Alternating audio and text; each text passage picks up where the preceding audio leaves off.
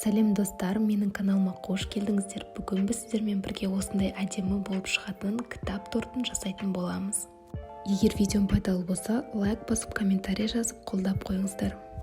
Енді тортты ганашпен қаптау үшін бізге шоколадты ыстық будай ерітіп, оны 10-15 минуттай суытып, оған бөлме температурасындағы жұмсақ сары майымызды қосып, араластырып, бөлме температурасында 40-30 минутқа қойып қоямыз.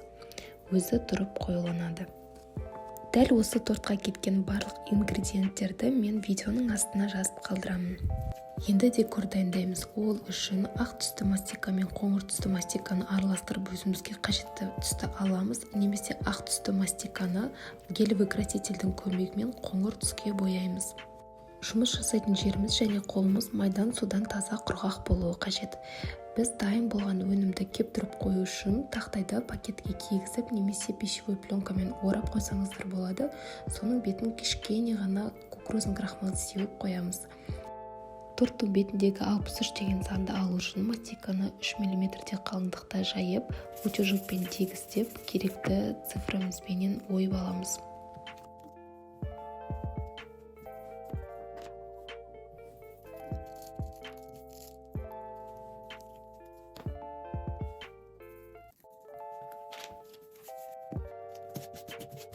Ою жасайтын молдты пайдалануда өте оңай. Ішіне кукурузный крахмал сеуіп, артығын қағып түсіреміз да, мастикамызды тығыздап салып, пышақпен артығын алып тастап, мастиканы молдтан шығарып ала береміз. Егер де шығарып алу қиын болса, ішінде біраз уақытқа қалдырсаңыздар болады, сөйтіп ала бересіздер.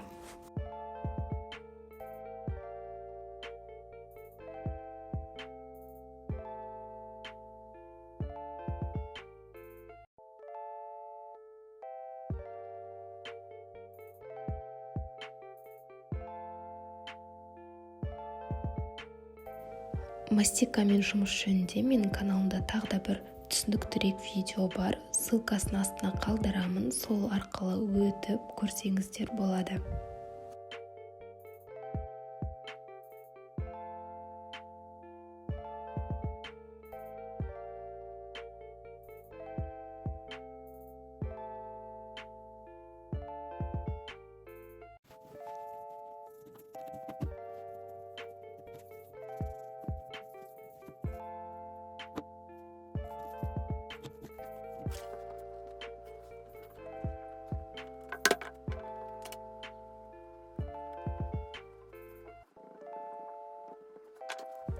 Қалауларыңыз бойынша декор дайын болғаннан кейін спирт пен кондуринді араластырып бетіне жағып шықсаңыздар болады алтын түске. Мен барлығын торттың бетіне қойғаннан кейін барып бояймын. Енді бір күн тоңазытқышта өткізген тортты ганашпен қаптаймыз. Менің тортымның начинкасы вупи-пай. Жалпы тортты кітапқа ұқсату үшін оны 4 бұрышты ровный әдемі қылып жинау қажет. Сол кезде сіздерге ганашпен қаптап бұрыштарын шығаруда оңай болады. Егер де басында тортыңыз қисық болса, кейін оны ганашпен де мастикамен де түзулеу, туралау қиын болады. Мен ганаштың жартысын, яғни бірінші қабатын жағып жатырмын. Бірінші қабатын майда қоқымдарын жинау үшін жағамыз. Торттың бетінде крошкалары қалмас үшін. Басында ганаш сұйық сияқты болып көрінгенмен, салқын тоңазытқыштан шыққан торттың бетіне жаққан кезде ол қатып қалады. Енді шешуші екінші қабатын жағамыз ганашпен. Бұл сәтте барынша тортты 4 бұрышты формаға келтіруге тырысу қажет. Бұрыштарының барлығын шығарып, ровный бір қалыпты қылып жағып шығу қажет. Бұрыштарын, қырларын шығаруға аса қатты мән беріңіздер. Жалпы ганашты мастиканы торттан изоляция жасау үшін пайдаланамыз. Өйткені мастика ылғалға тез еріп кетеді. Ал ганаштың бетінде өзгеріске ұшырамайды.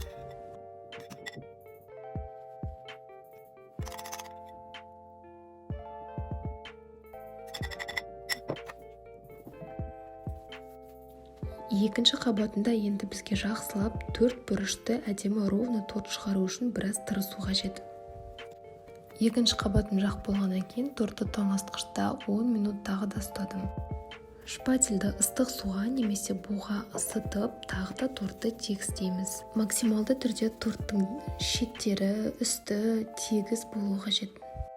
Мастиканы бүлдіріп алмас үшін бізге қолымызды подложканың бетін шоколадтан тазарту керек. Және мастикамен жұмыс жасамастан алдын қасымызға сулы шүберек дайындап қойыңыздар. Не дегенмен тортқа қолымыз тиіп кетеді, сол шоколадты сүртіп тазалап отыру үшін сондай шүберек керек болады. Ақ мастикамды әбден жұмсартып алып, оны ұзын пласт етіп жаямыз. Торттың биіктігін өлшеп, соған туралап мастикамызды кесеміз. Кукурузный крахмалды мейлінше аз пайдалану үшін мен силиконды ковриктің үстінде жаямын. Және коврикті кесіп алмас үшін пластикалық инструменттер пайдаланамын. Бізге бұл ақ мастикаменен торттың 3 бөлігін ғана, 3 бетін, яғни ақ парақ болып, бет болып тұратын жерлерін ғана қаптап шығу қажет. 1-ден 3 бөлігіне жететін мастиканы жаю қиынға соғады, сол себепті мен бірінші 2 бөлігін ғана мастикаменен қаптап шығамын. Мастиканы мейлінше подложкаға тегісіп жабыстыруға тырысыңыздар. Егер дұрыс жабыспаған болса, оны көтеріп, кішкене туралап жіберуге де болады. Жабыстырып болғаннан кейін міндетті түрде осындай утюжоктың көмегімен тегістейміз. Біз кәдімгі ағаш оқтауды пайдаланып жатқандықтан оқтаудың іздері қалады, утюжок сол оқтаудың іздерін тегістеп жібереді. Және мастиканы жабыстырып болғаннан кейін артығын қайшының көмегімен кесіп алып тастаймыз. Ол мастикаға шоколад тиіп кетсе ешнәрсе етпейді, оны болашақта қоңыр мастикаға араластырып жіберуге болады. Шоколад мастиканы өзгертпейді, бүлдірмейді, оны қайта пайдалана беруге болады.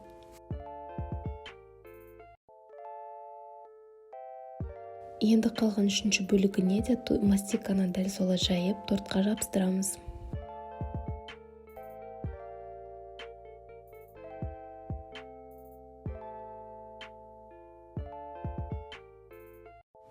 Екі мастиканың қосылған жерін утюжоктың көмегімен біріктіріп, тегістеп жіберуге тырысамыз.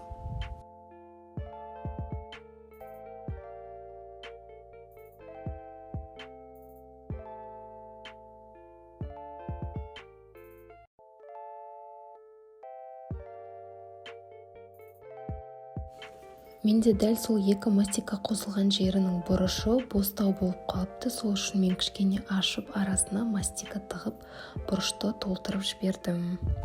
Визуально әдемі болып көріну үшін. Және қыздар, менде видеода жақсы көрінбей қалыпты. Мына кітаптың артқы бөлігіндегі ақ мастиканың 2 шетін артына қарай қайырып жіберуге тырысамын. Шошайып көрініп қалмау қажет.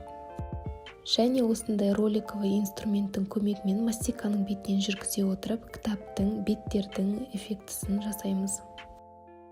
Енді астыңғы обложкасын жасаймыз. Ол үшін біз мастиканы жайып, тортқа жақындатып, подложканың үстіне қоямыз да, линейканың көмегімен артығын кесіп алып тастаймыз. Бұндай обложканы тек ақ мастика бар шеттеріне ғана жасап шығамыз. Дәл осы астыңғы обложкасы максималды түрде тортқа жақын болып тұруы қажет. Егер де ол ажырап көрініп тұратын болса, онда ол бір шынайы эффект бермейді. 2 мастиканың қосылған жерін утюжоктың және қолдың көмегімен тегістеп біріктіріп жіберуге тырысамыз.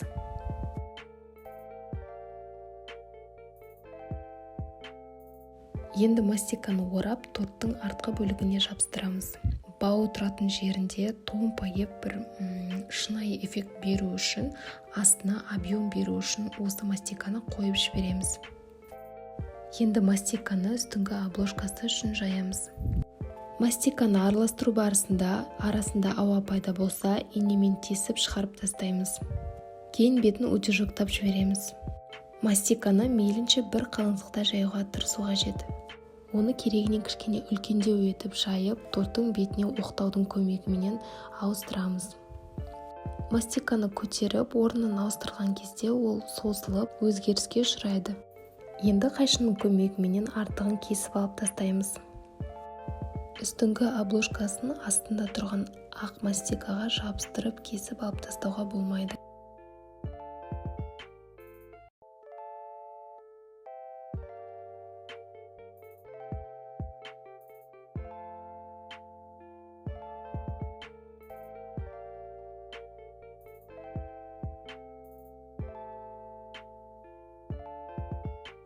Торттың артқы бөлігіне де мән беру қажет. Ода да артық мастиканы кесіп алып тастап, утюжокпен тегістеп, шығып тұрған мастиканы ішіне қарай итеріп жіберуге тырысамыз. Екі шетіндегі астыңғы обложкасы менен үстіңгі обложкасының стыктарын біріктіріп тегістеп жіберуге тырысамыз.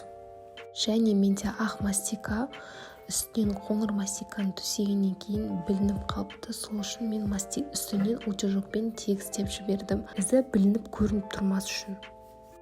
Және тағы да барлық жерлерін утюжоктап, артық шығып тұрған жерлерін утюжоктың линейканың көмегімен кесіп алып тастаймыз.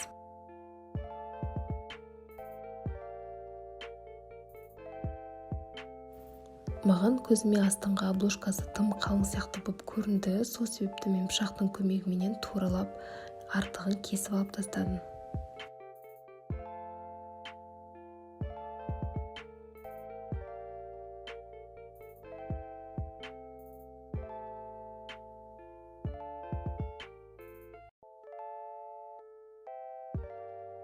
Алдын астынан жіберген мастиканың орнын білдіріп, утюжоктың көмегімен шығарамыз.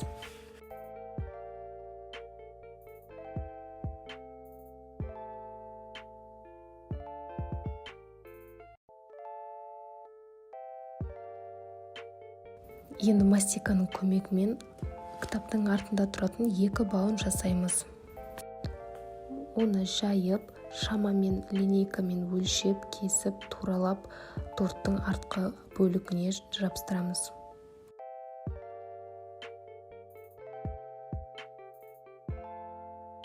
Пластикалық құралдардың көмегімен баудың шығып тұрған жерін білдіртпей жіберуге тырысамыз.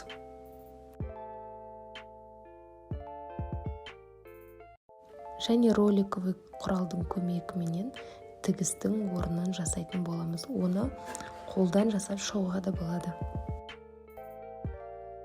Құралымыз қатты тиіп кеткен мастиканың бетінің барлығын утюжоктың көмегімен тегістеп отырамыз.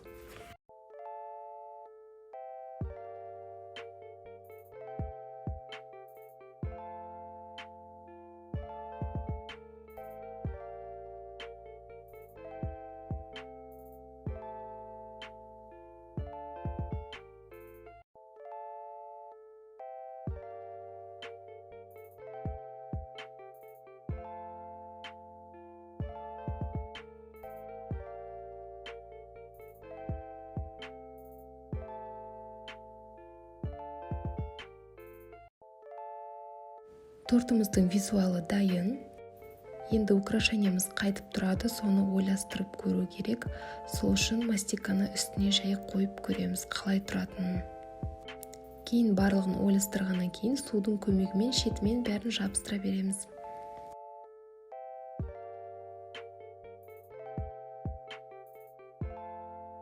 Жазуымыз ортада тұру қажет, екі шетінен бірдей ара қашықтық қалуы керек.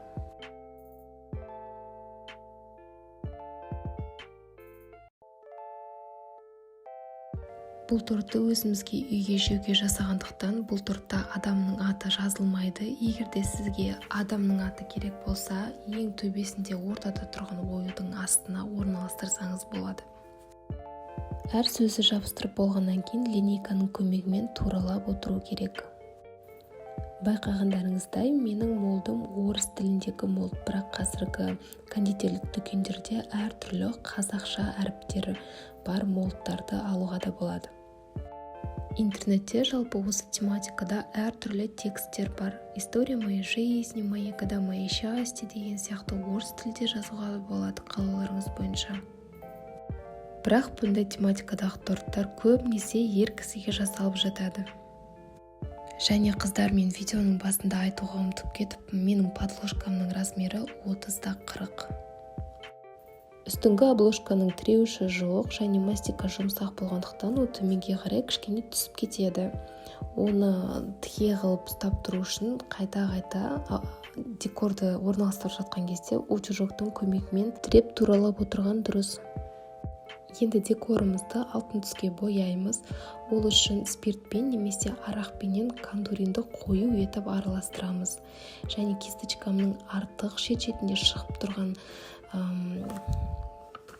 қылдары болатын болса, қайшының көмегімен қырқып алып тастаймыз. Өйткені біздің кітабымыздың бетіне артық краска шашырап кетпеу керек. Маған әріптерді торттың бетіне орналастырып болғаннан кейін барып бояған ыңғайлы, өйткені олар қатып тұрады. Егер де бөлек өзі дайын бола салып боясаңыздар, онда олар жылжып кете береді, бояу ыңғайсыздау. Және де тағы да бір маңызды мәселе, біздің декорымыздың түсі, яғни мастиканың түсі торттың бетіндегі мастикамен бірдей болу керек. Өйткені кондурмен бояған кезде кейбір шеттері, жандары боялмай қалатын болса, ол білінбей қалып кетеді. Егер де декорымыз ақ түсті мастикадан жасалған болып, ал тортымыз қоңыр түсті болатын болса, аппақ болып арасында онша емес болып білініп қалады. Жалғасы бар деген сөзді жазу үшін астынан бірінші иненің көмегімен немесе зубочистканың көмегімен жазып үстінен боясаңыздар болады. Немесе мен сияқты пищевой фломастердің көмегімен жазып үстінен боясаңыздар болады. Фломастердің көмегімен жазып үстінен бояған әдемірек болып көрінеді, өйткені мастика деформацияға ұшырамайды. Енді тортымызға бір живой вид беру үшін мен қоңыр красительді сумен араластырып торттың бетіне жақтым. Бұл жерде мен бір қателік жасадым. Негізі спиртпен араластыру керек еді. Өйткені спирт тез испаряция етіп жоқ болып кетеді. Ал судың кебуі өте қиын, өте ұзақ кебеді. Және мүмкіндік болып жатса, егер бар болса, құрғақ красительді пайдаланған тіптен керемет. Мастиканы мен сияқты сулы бояумен бояғыңыз келсе, кисточканы мейлінше сығып, қалай айтсам болады, құрғатып, қатты сулы етпей бояу қажет, өйткені мастика суға ериді. Мен углубление бар жерінің барлығын бояп шықтым.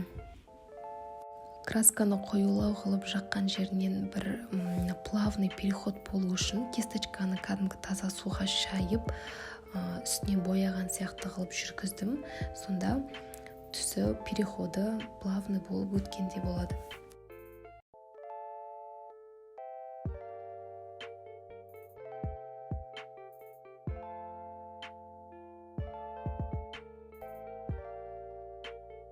Дайын болған торттың параметрлері: ені 23 см, ұзындығы 31 см, биіктігі 6,5 см.